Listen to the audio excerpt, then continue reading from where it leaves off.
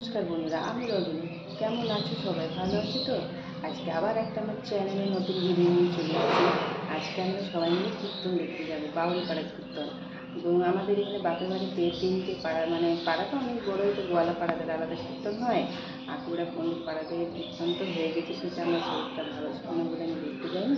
এখন হলো বাউলপাড়া কীর্তন। সেই কীর্তনটা দেখার জন্য আমাদের বাড়িতে মাসিরা, দিদা, দিদি সবাই এসেছি। সবাই মিলে ঘুরতে যাবে, একটু সেদিকে কীর্তন শুনতে যাবে, ছবি যাই শুনতে। এটা হলো আমার দিদা, মায়ের মা। দেখুন বলছে আমাকেও একটু ভিডিও করে তুলে নিলাম।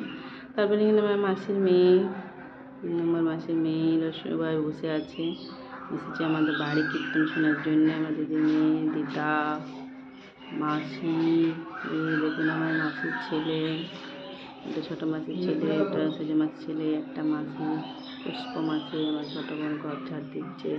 এই দেখুন ছোটো মাসি এসেছে কীর্তন শুনতে। জল ভরছিল, বোতলগুলো নিয়ে জল শেষ হয়ে গেছিলো, জল ভরছিল। তারপর এখানে আমিও সব রেডি হয়ে গেছিলাম। বিকেলে বলছেন তাড়াতাড়ি রেডি হয়নি, দেখুন রেডি হলাম, এবার যাবো কীর্তন শুনতেই। চলে এসেছি আমরা কীর্তন শুনতে। আমি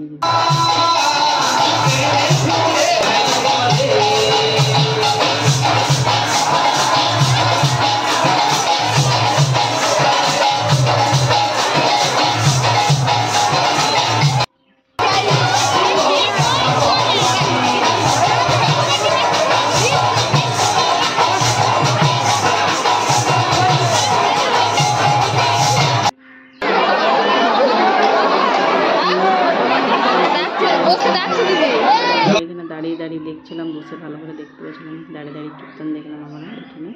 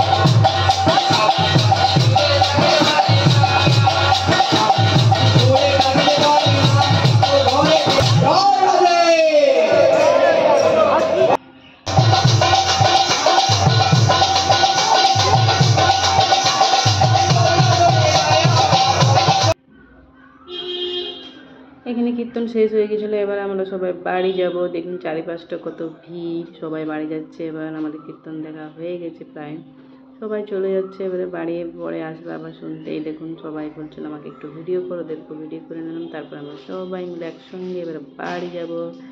টাটা বন্ধু, বাই বাই। এখানে দেখুন আমার ছেলেটাও যে মা একটু আমাকে ভিডিও করে দাও, ওকেও করলাম। তারপরে এখানে আমার দিদাও এসেছিলো, দিদা নিয়ে বাড়ির থেকে চেয়ার এনেছিলাম কীর্তন শোনার জন্য। দিদা বসে বসে দেখছিল, এখানে এরা ফটো তুলছিল। তারপরে আমরা রাস্তাতে চলতে শুরু করলাম বাড়ি যাওয়ার জন্য। এখানে মেন গেটটা এটা। আজকের মতন এখানে ব্লগটা শেষ করতে, শেয়ার করবেন, কমেন্ট করবেন, সাবস্ক্রাইব করবেন। Bye bye.